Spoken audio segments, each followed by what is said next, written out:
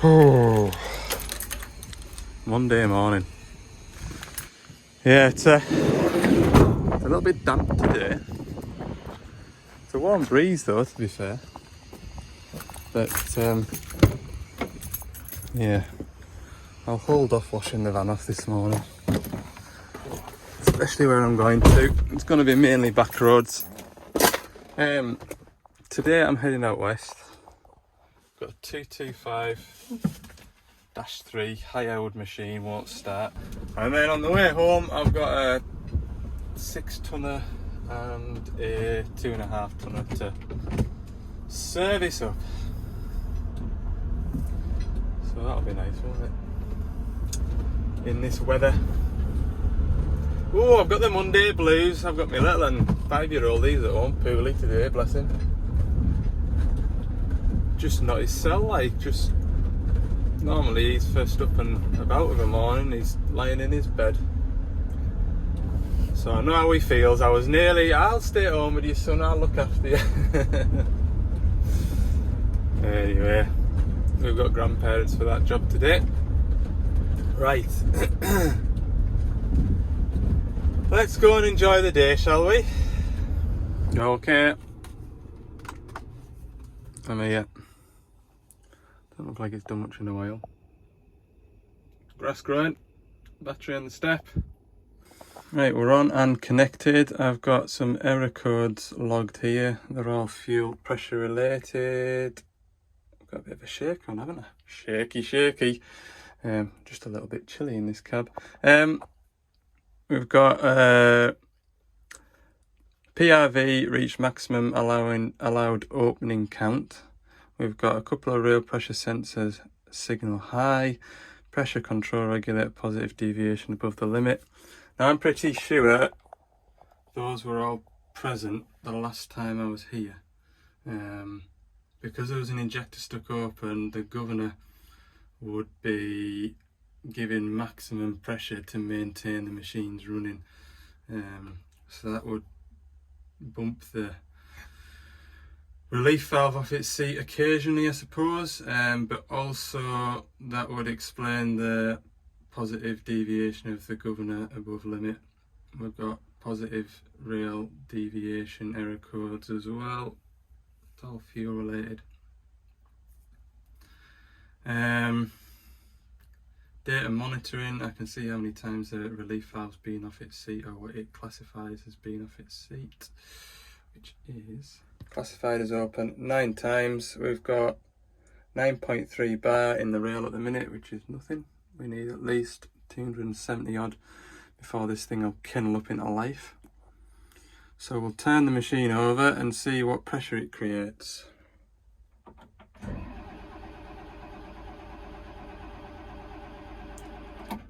Next to nothing. 80 odd bar. I mean, 80 bar isn't nothing, but it's not enough, or anywhere near, to get this machine to start. So presumably we've got a leak.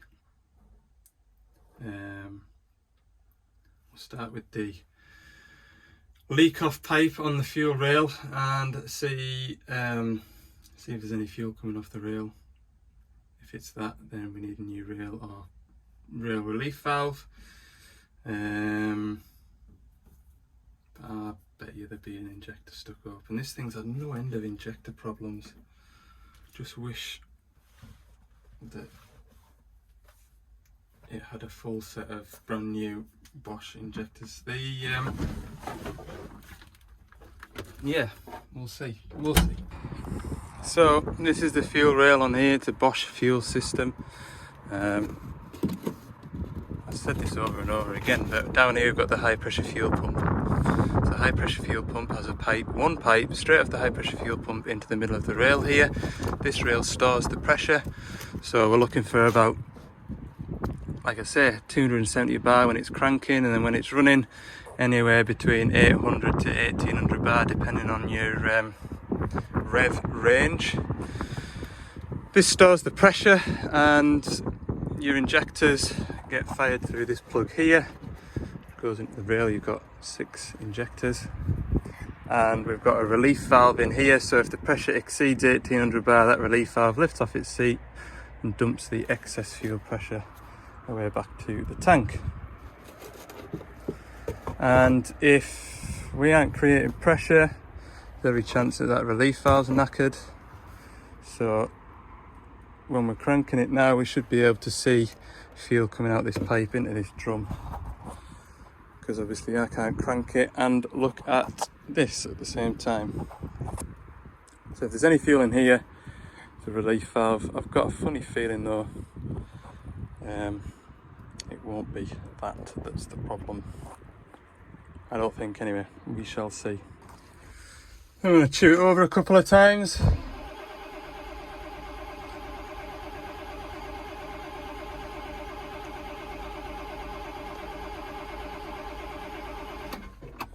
That'll be enough. We'll go and have a look at our bucket now. And you can see we have no fuel coming out at the end of there. It's not the rail.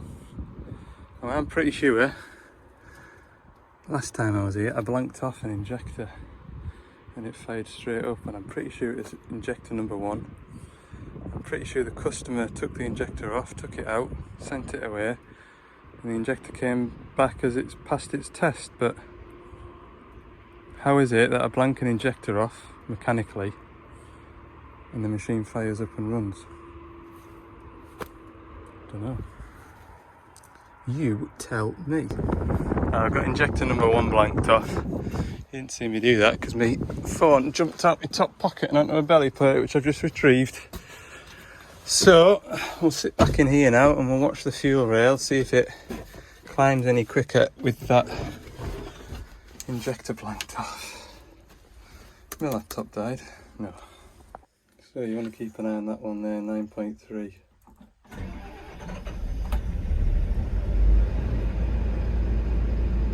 It's running. How do you explain that? It hardly even batted an eyelid firing up there, did it? Apparently that injector's been out, it's been away to wherever, it's been tested. Oh yeah, not wrong with that. The machine, as you can hear, turn the aircon off, does run okay on 5 cylinders. The ECU makes up for the lack of a cylinder.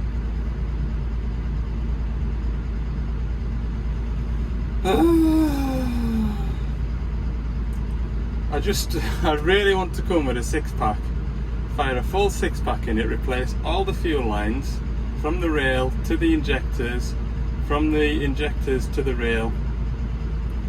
I want to replace all of them. I want to spend a lot of money on this engine, and I know it'll be fine.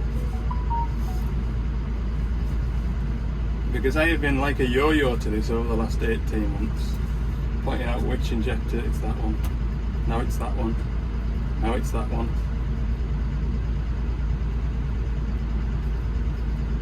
There you go. So I've been on the phone to my colleague about why you'd send that injector away to 2 different spots, and both spots say, yeah, it's testing fine, there's nothing wrong with it. Yet you put it back into the machine and it doesn't work. And the only thing to prove that it's the injector is to remove the injector and swap it with another injector, and the problem should swap to a different cylinder. And then thinking about it, chances are these injector tubes here haven't been changed. So this isn't the injector, this is a tube that goes into the injector that feeds it. And like I say, we've got a good history with this engine of having multiple injectors over the last 18 months, and those injector tubes won't have been replaced. Certainly don't look like it anyway, because they've got Doosan paint on rather than just being stainless silver. So what I'm going to do is pull that injector tube out down there and see if the end's split, because it's a metal to metal sealing in how it seals, and I might just swap it with that one down there. That's easy to get to. at least pull that one out first and just inspect the end of it. Because if that injector tube is leaking, then all the diesel's going to that injector, but it's not physically sealed to the injector, if that makes sense. So yeah, I mean, half the machine just put back together finger tight. I've just taken a single bolt out, that was already undone, so I've got that off out my way. I just need to get a 22 down on there, and we'll pull that sleeve out and see how it looks. That's the tube. Unbelievable. Looks as though the time that the injector's been out, this has just been sat on the exhaust cover. Compare it to that one out of there, and it's all rusty on the inside. Oh, I despair, I do. I mean, by rights, what you should really do now when you put these new ones in is slacken the injector off, fit that in so it finds its hole, then tighten the injector down, then tighten that up to the injector, and there's a torque. But I'll be honest with you, the nut that held that in wasn't particularly tight. Look at the seal as well. Just a disaster, like.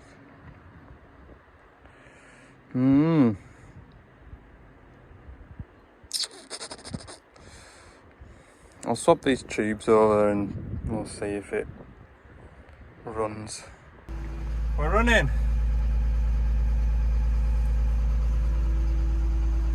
That injector pipe can't have been on properly. Well, that's a relief.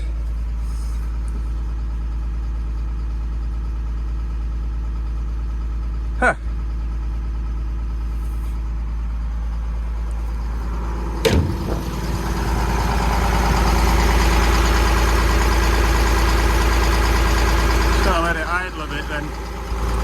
Right, I've had a bit play about with it for 20 minutes. It's not too bad now.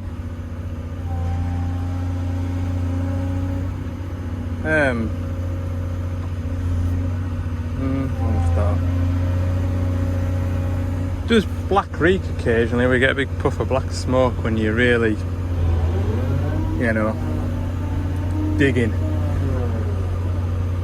I've had a bit scrat about on here and windrowed a load of stuff over onto that heap, and seems quite happy to do a day's work now. Only 20 minutes or so, if that. But it's not lacking in any power anyway. You just occasionally out the corner of your eye you just see a big puff black smoke. But it doesn't seem to bat an eyelid to it. To be fair, I've been running it in standard and not quite full RPM, whereas I've just been working it for the last 5 minutes in Power Plus full RPM, and it's not hesitating at all. So yeah, I'm gonna let him have it. Let him have it back. Go from there.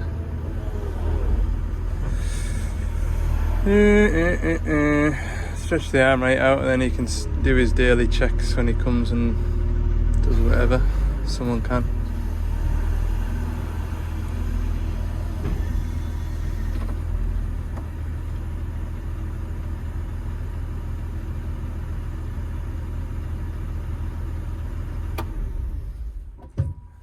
These are a bit stiff, like.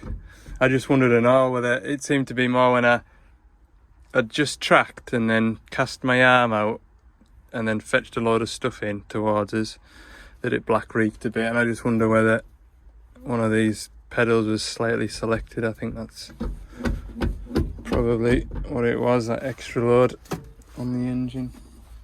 Okay, let's get out of here. What a result. Inside on a day like today. Only problem is, I think I'm going to be in the way of this concrete wagon. The digger is around there somewhere, on the other side of that wall. But I'm just going to sit tight for a minute to see if I'm in the road of that wagon. So, I think this machine's been running already because it's lovely and warm in this cab, even with all the windows open. Just lined up the track motors, we're doing a decent service on it.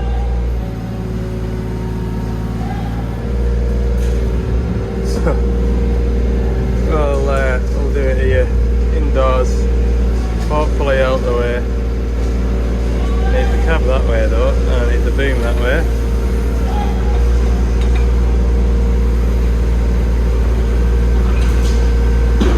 There we are.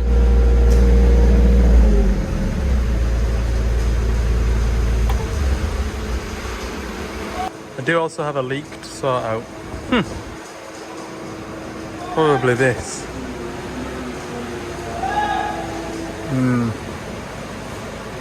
It's going to be fun. There's a return filter in there, so you get a new gasket and everything with it, so I'm hoping that'll sort the job out. Yeah, that's the wagon away, look. The state of that van.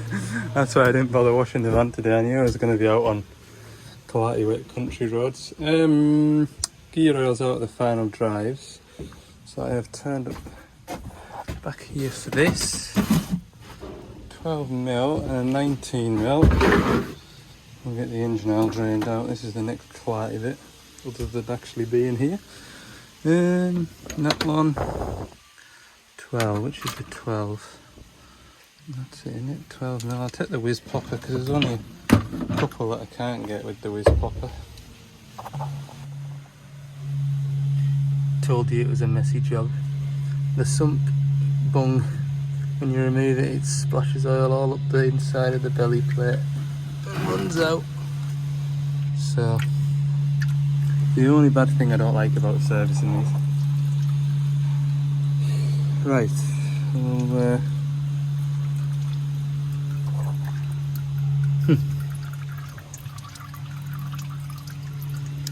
they were telling us that this might have been overfilled, this hydraulic tank. So I'll do the return filter once I've done the engine. Stretch the arm out and empty the bucket. Because, yeah, that glass is pretty difficult to read at the minute.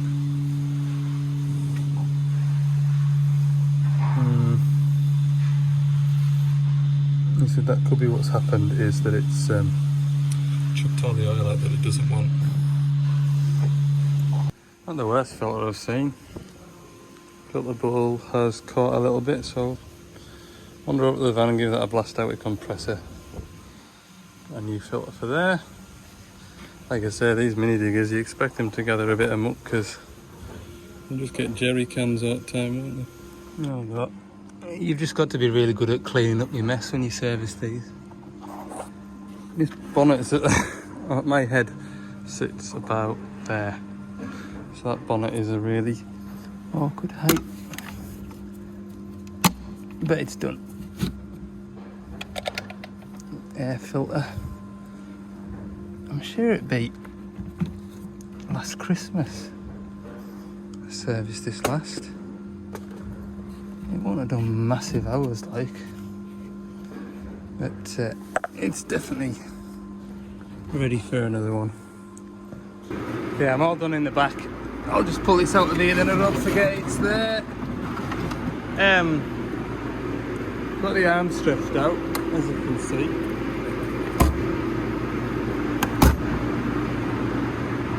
And the oil isn't on the glass. I don't think it's overfull. See? What a mess it's made, Dominic. Good night.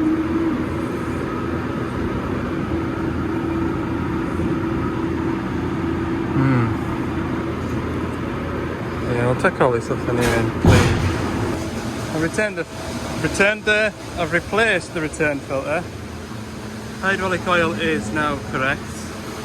All of this top is cleaned off. I've replaced the gasket because it comes with a new gasket.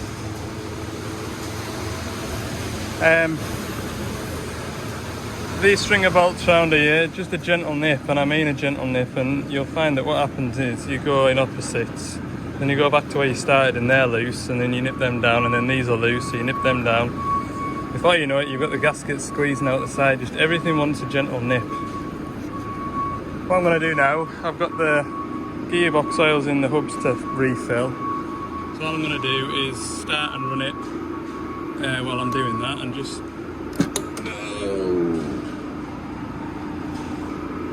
10mm socket.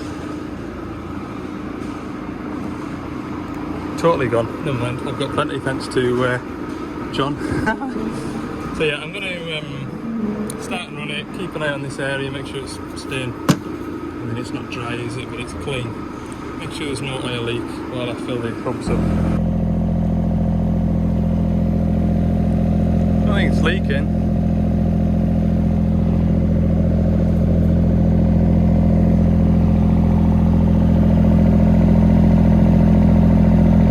I think we're alright. I'll rev it a bit harder now and dig some fresh air. Right, I'm stuck in here till they finish feeding up. I've got this fella's 6-tonner to do as well, but well, it's 4 o'clock now, and